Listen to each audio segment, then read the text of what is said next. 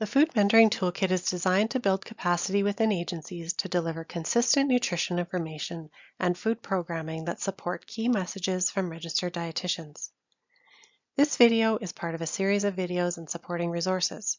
For a list of all the resources available, see the Food Mentoring Toolkit section of the Saskatchewan Health Authority website.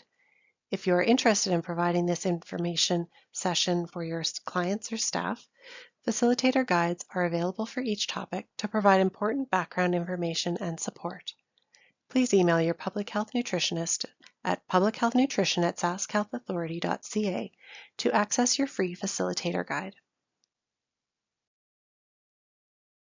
Welcome to the Food Mentoring Toolkit's video on creating supportive food environments. In this video, you will learn about what affects our food choices, food environment and its connection to healthy habits, eating together and creating positive meal times, using food as a reward, assessing your food environment, and any additional considerations you might want to think about to improve your food environment. To begin, let's think about what affects our food choices. What do you think influences what we choose to eat? There are many reasons why we choose to eat the foods we do. Some are more obvious, like hunger and taste, while others can be less obvious, like smells of food nearby, advertising, or just because the food is there. At one time, food could only be purchased in grocery stores or restaurants, but now food is everywhere. The food and beverage choices that are accessible to us where we live, learn, work, or play make up our food environment. Our food environment can be subtle yet powerful. It can make it challenging to make health-promoting decisions. For example, we live in a fast-paced environment where we hardly have time to sit down and eat. Food is a big business, spending millions on advertising and selecting flavors, variety, and new products to entice us. Just think about how many food advertisements you see in a day. We buy big and in bulk to save money and trips to the store. When packages are double in size, people eat 25 to 40% more. Also, food is always within reach. Think of your work or home environment and all the places food is available. Because of all the foods we are surrounded with daily, it takes strategy and time to ensure healthy choices are the easy ones. Throughout this video, we will encourage you to critically think about which food environment would make it easier to choose and eat nutritious foods. For example, depending on where your home, school, or workplace is located, in some neighborhoods it is easier to make healthy choices than it is in others. If you walk down the street and come across 3 fast food restaurants, a convenience store, and an ice cream shop, it would be harder to make nutritious food choices. If you walk down the street and come across a farmer's market, fresh food vendors, a grocery store, and a community garden, it would be easier to make nutritious food choices, just because of what is easily available, affordable, and in sight. Another example is vending machines. You can find them everywhere, at school, in workplaces, at sports facilities, in hospitals, and in office buildings. They are usually right by the door, easy to see, and most often sell foods that are high in sodium, saturated fats, or sugars, although some have improved their options. When they sell nutritious options only, this makes it easier for us to make healthy choices. Also, our food environment is powerful and constantly changing due to consumer demand, food prices, food availability, and trends. Portions served at restaurants and in stores used to be much smaller, and there were less options. By default, people just ate less. Now our choices are heavily influenced by the portion sizes, flavors, variety, and add-ons that are available to us. Marketing is everywhere, enticing us by ads and deals to indulge and save us money. These often successfully sway us and children to choose less nutritious options by making them appear more fun or a better price. So what can we do to have healthy eating habits despite some challenges posed by our food environment and all the marketing around us? Most importantly, we can be aware and mindful of how our food environment impacts our food choices. Remember that eating habits include both the foods we eat and how we eat them. These can be adjusted to create supportive environments.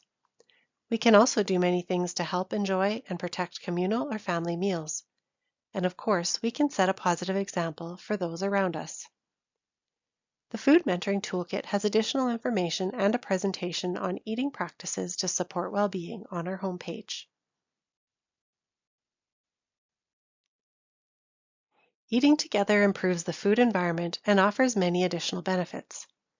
Research shows that when we eat with others, whether it is family, new friends, or old friends, we have better nutrition. Mealtime is a social experience for all ages, even babies who aren't eating family foods yet. Families that eat together have additional opportunities to role model and build relationships. As we age, life changes like the death of loved ones, moving, or chronic illness can have major effects on our health. Some older adults may also experience depression or anxiety. These changes in life and mental health can lead to appetite loss, decreased energy, loss of interest in favorite activities, and reduced self-confidence. Older adults who eat together have more social contacts and increased participation in recreational and social services.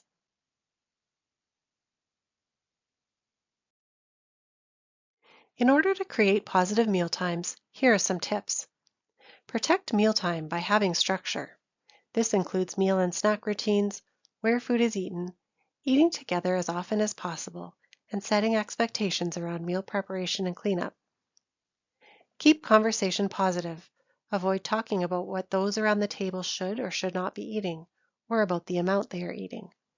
You can learn more about using food-neutral language in the Food Neutrality resource found on the Food Mentoring Toolkit homepage. Minimize distractions such as background noise, screens, interruptions, rushing, and multitasking. These take away from focusing on and enjoying eating. Respect the roles of feeding and eating. These roles, called the Division of Responsibility by Ellen Satter, are an evidence-based recommendation that helps to powerfully shape our attitudes, eating habits, and food preferences. Providers are responsible to decide what, when, and where to offer food. Those eating the food decide if they will eat it and how much they will eat of the food offered. Offer foods that will be enjoyed by most at the table. Variety will help to ensure there is something for everyone to choose that they enjoy. Involve those who eat the food to help plan what is on the menu when possible. Making eating a social experience makes it more enjoyable for everyone, regardless of age. And it is a great way to connect with others and enjoy quality time together. Eating with others also helps to share food traditions and explore new flavors. Some ways to make eating social could include cooking together with family or friends, joining a collective kitchen. Find a place to plan, shop, and prepare several meals with others.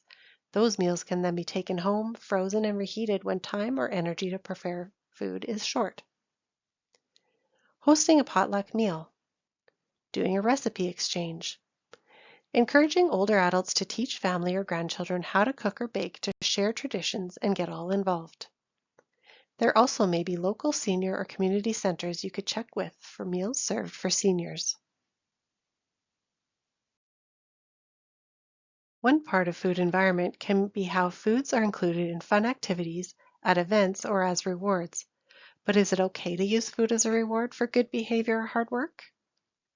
Research shows that using food as a reward can have many negative effects that go far beyond the short-term benefits of good behavior or performance, such as teaching children a preference for foods higher in sugar, saturated fats, or salt. Food rewards can also have the potential to encourage overconsumption of empty calories that can take the place of nutritious foods. Rewarding with food contradicts what is taught at schools and in homes about food and eating. For example, children are taught you need to eat nutritious foods to feel your best and do your best, but when they behave or perform their best, they are rewarded with foods poor in nutrition. Adults do this to themselves too. Finding appropriate alternatives to food rewards is an important part of protecting our food environment. You can assess the food environment of your organization or establishment by doing a walkthrough with a few specific questions in mind. This will help to identify what influences regarding food exist around you and your participants. Up next are a few sample questions to help assess your food environment. The first reflection. Think about your food environment either as an organization or an individual. What types of subtle and outright marketing is around us to entice us or our children to buy specific food products?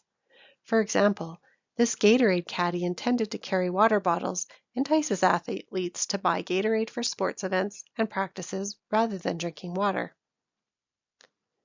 What types of prizes other than trophies or medals are given at sports events as awards for achievements? Maybe candy, chocolate bars, or gift cards to fast food restaurants? Marketing can also include posters, TV, or in-app ads, food package labels, or athlete endorsements. Is there anything you can do to reduce the food marketing to everyone in your food environment? There are links to additional resources on healthy foods and recreation settings on the Food Mentoring homepage in the Creating Supportive Food Environments chapter.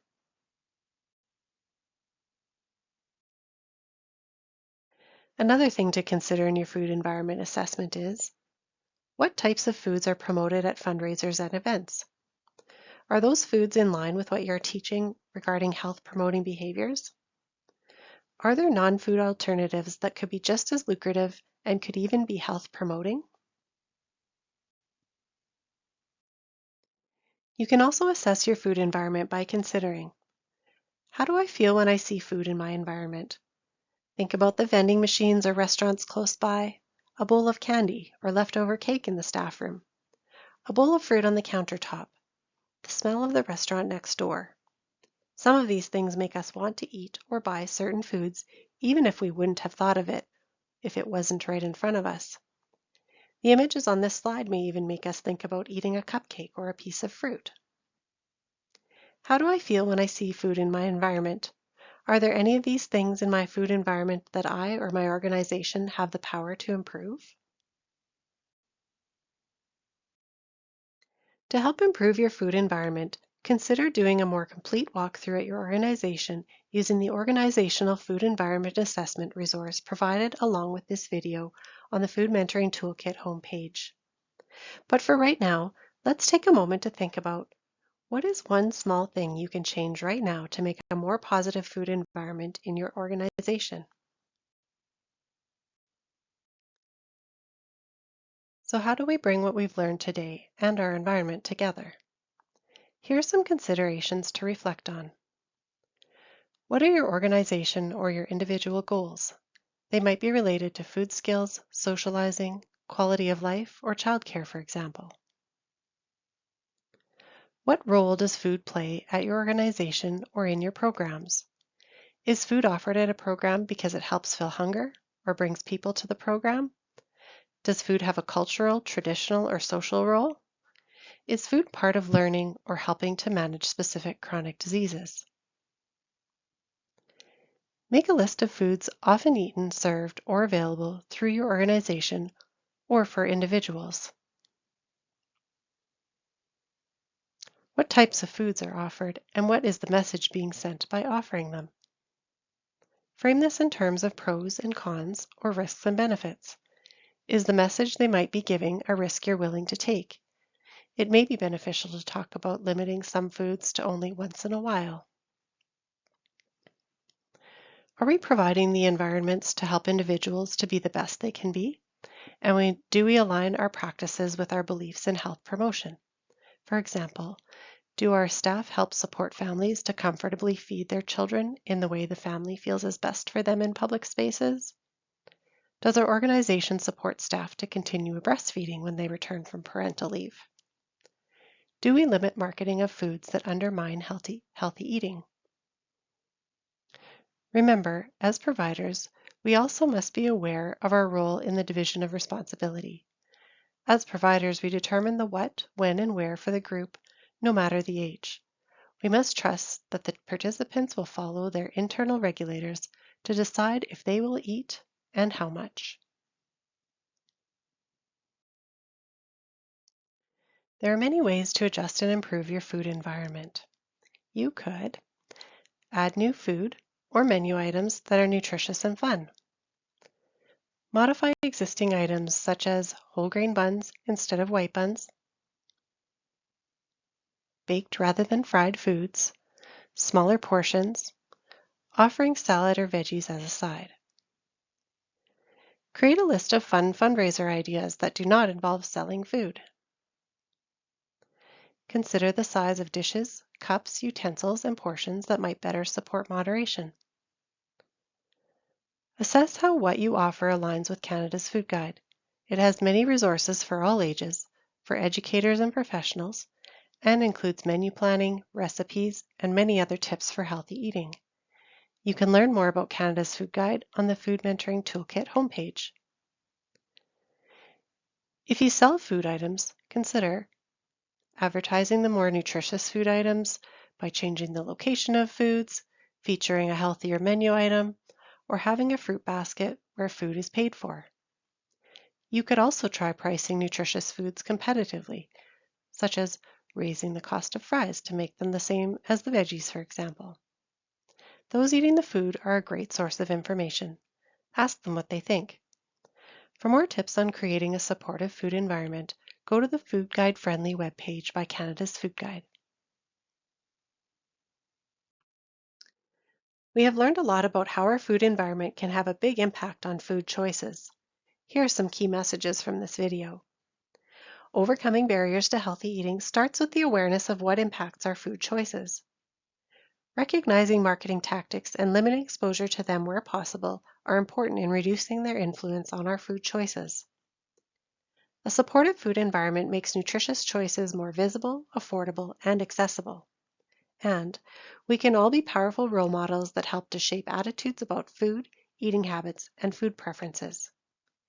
Thank you for doing your part to create supportive food environments.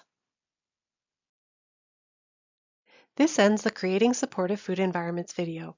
You can refer back to the Saskatchewan Health Authority Food Mentoring Toolkit homepage for additional resources on this topic and to support learning on other important nutrition-related topics. Please let us know what you think by completing the short survey using the QR code or the link in the video description. We hope you found this information helpful and we thank you for listening.